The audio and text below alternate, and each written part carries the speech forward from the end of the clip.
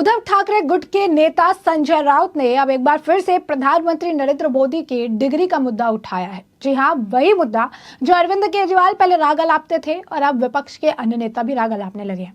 क्योंकि ठीक जब चुनाव होने वाले रहते हैं और चुनाव की घोषणा की जाती है, उससे पहले एक बार फिर से कभी अनपढ़ प्रधानमंत्री, कभी चौथी पास प्रधानमंत्री, तो कभी प्रधानमंत्री की डिग्री पर सवाल किया जाता है। अब ऐसे में क्या कुछ कहा गया है संजय राउत द्वारा और क्यों इस वक्त वो डिग्री का मुद्दा उठा रहे हैं, विस्तार से समझ लेते हैं। उद्धव ठाकरे गुट के नेता संजय राउत ने प्रधानमंत्री नरेंद्र मोदी और गृह मंत्री अमित शाह पर एक बार फिर से तीखा हमला बोला है। राउत ने कहा कि नरेंद्र मोदी बिना किसी डिग्री के देश के प्रधानमंत्री बने हुए हैं, जबकि अमित शाह के पास कोई भी डिग्री नहीं है और वे देश के गृह मंत्री पद पर काबिज है।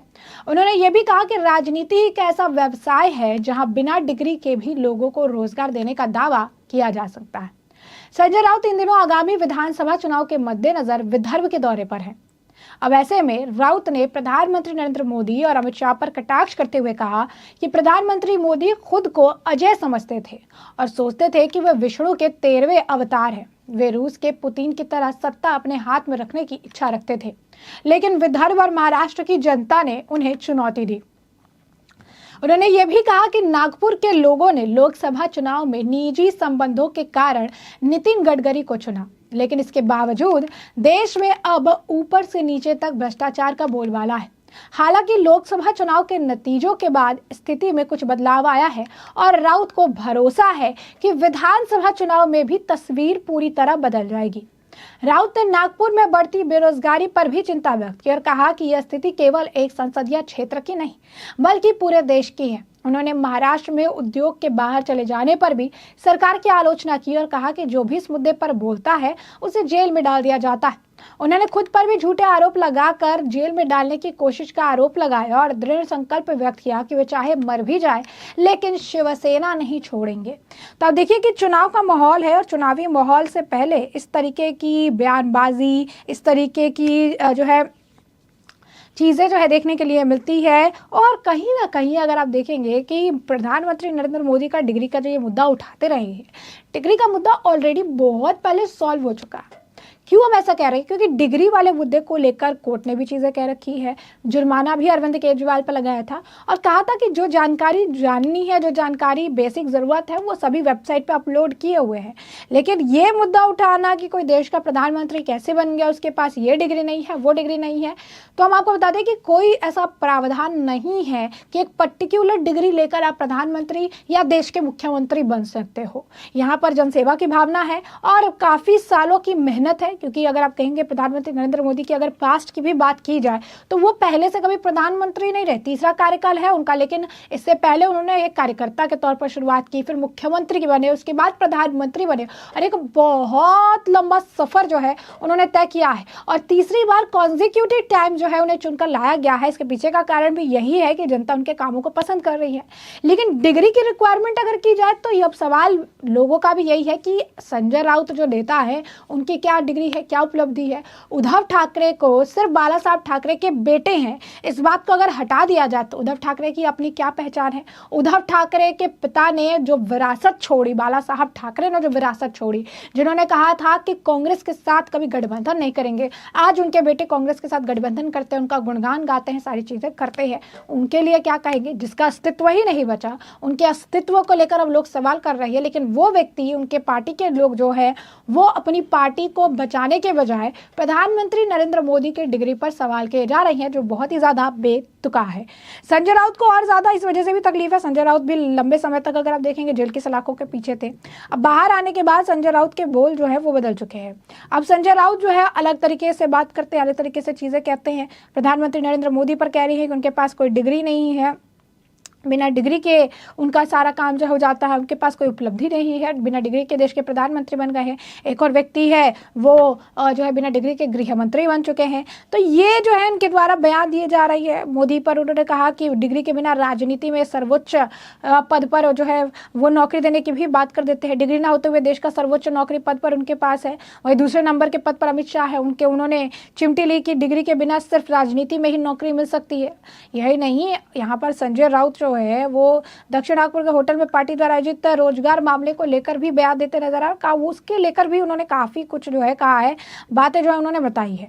तो कहीं ना कहीं अगर आप कहेंगे कि उनका मानना है, राउत ने कहा है कि मुख्यमंत्री का नाम महाविकास आघाड़ी तय करेगी, लेकिन उद्धव ठाकरे जनता के मन में मुख्यमंत्री हैं। उन्होंने शिव सैनिकों से अपील की कि उनका हाथ मजबूत करने के लिए नागपुर से कम एक मशाल सुलगना चाहिए। विदर्भ में अधिक से अधिक मशाल सुलगनाने का निश्चय करे, कार्यकर्ताओं के घर घर मशाल जो है पहुंचना चाहिए। तो ये बात जो है उन्होंने कहीं ना कहीं अगर आप देखेंगे तो ये कह रहे हैं कि महाराष्ट्र के लोगों ने उन्हें मुख्यमंत्री मान लिया है। हम आपको एक ताज़ा सर्वे बताते हैं जो मैंने हाल फिलहाल में आपको बताया भी था। एक जी न्यूज़ के एआई द्वारा सर्वे किया गया था और इस सर्वे में जहाँ पर अगर आप कहेंगे कि वोटिंग परसेंटेज को लेकर, सीट परसेंटेज को लेकर बात सामने आई थी, तो वहाँ उस सर्वे में एक और चीज़ पूछी गई थी कि आम जनता को मुख्यमंत्री के तौर पर कौन पसंद है। सबसे पहला नाम देवेंद्र फडणवीस था, दूसरा नाम एकनाथ शिंदे था, बचे कुछ जो लोग हैं उन्होंने उद्धव ठाकरे का नाम लिया था। तो ऐसे में ये बात तो साफ है कि उद्धव ठाकरे महाराष्ट्र की जनता की पहली पसंद भी नहीं है, दूसरी पसंद भी नहीं है। जब विकल्प ना हो तो वो वाली पसंद उद्धव ठाकरे। तो यहाँ पर जो संजय राउत कह रहे हैं, ये तो अगर आप कहेंगे एआई सर्वे ही उनके बयान जो है खारिज कर रही है, क्योंकि ये कहते हैं कि मुख्यमंत्री मान लिया है, लेकिन ऐसा कुछ होता हुआ नजर नहीं आया। कई बार उद्धव ठाकरे कह चुके हैं कि जनता मेरे साथ हुए विश्वासघात का जवाब देगी, लेकिन पर्टिकुलर अगर हम एक समुदाय की भी बात करें तो मुस्लिम समुदाय ने भी खुलकर ये बात कही थी कि एकनाथ शिंदे के नेतृत्व में महाराष्ट्र बहुत आगे बढ़ रहा है, बेहतरीन तरीके से एकनाथ शिंदे ने काम किया है, उनसे बेहतर कोई मुख्यमंत्री नहीं हो सकता है।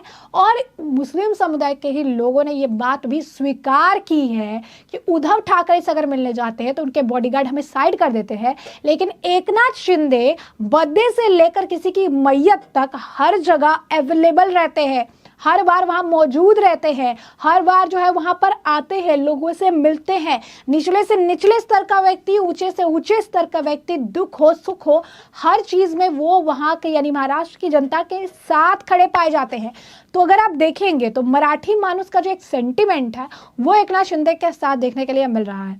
अब यहाँ पर संजय राउत प्रधानमंत्री नरेंद्र मोदी की डिग्री की बात कर रहा है। हमने आपको पहले बताया कि डिग्री को लेकर जो मुद्दा है वो मुद्दा रहा ही नहीं है। कोर्ट ने फटकार लगा के कभी 15,000 कभी 25,000 से जुर्माना जो अरविंद केजरीवाल पर लगाए हुए थे कि इस तरीके से आप डिग्री पर, क्योंकि आप किसी के पर्सनल डिग्री को अपने पर्सनल काम के लिए इस्तेमाल नहीं कर सकते। सार्वजनिक तौर पर जो डिग्री उपलब्ध है, जो डिग्री वहाँ अवेलेबल है, उसका आप जो है अपने हिसाब से आपसे देख सकते हैं। आपको जो आपको उस हिसाब से आपको लगता है कि इस पर टिप्पणी करनी चाहिए, लेकिन पर्टिकुलर पर्सन जो कि देश का प्रधानमंत्री है और उसकी अगर आपको पर्सनल डिटेल चाहिए तो उसके लिए पहले पर्सनल यानी आप कह सकते हैं कि जिस व्यक्ति से संबंधित है उसकी पर्सनल परमिशन भी चाहिए होगी।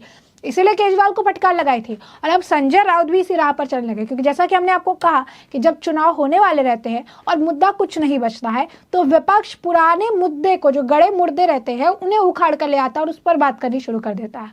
अगर आप देखेंगे महाराष्ट्र की स्थिति जिस समय से चीज़ें परिवर्तित हुई और जो बचे कुचे लोग थे उद्धव के गुट में, उन्होंने भी पाला बदल कर जो है बीजेपी का साथ, एनडीए का साथ दिया है। और जिस तरीके से ज़मीनी हकीकत से इस वक्त उद्धव ठाकरे दूर है, यूँ कहिए कि जो अभी हाल फिलहाल में लोकसभा चुनाव भी हुए वहाँ पर भी कुछ कमाल नहीं कर पाए वो अपने महाराष्ट्र में। उद्धव ठाकरे का कुछ अगर आप कहेंगे दबदबा या ऐसा, जैसा क्यों कह रहे थे कि जो विश्वासघात हुआ जनता जवाब देगी, ये सारी बातें उन्होंने कही थी, तो लोकसभा चुनाव में ऐसा कोई असर देखने के लिए नहीं मिला।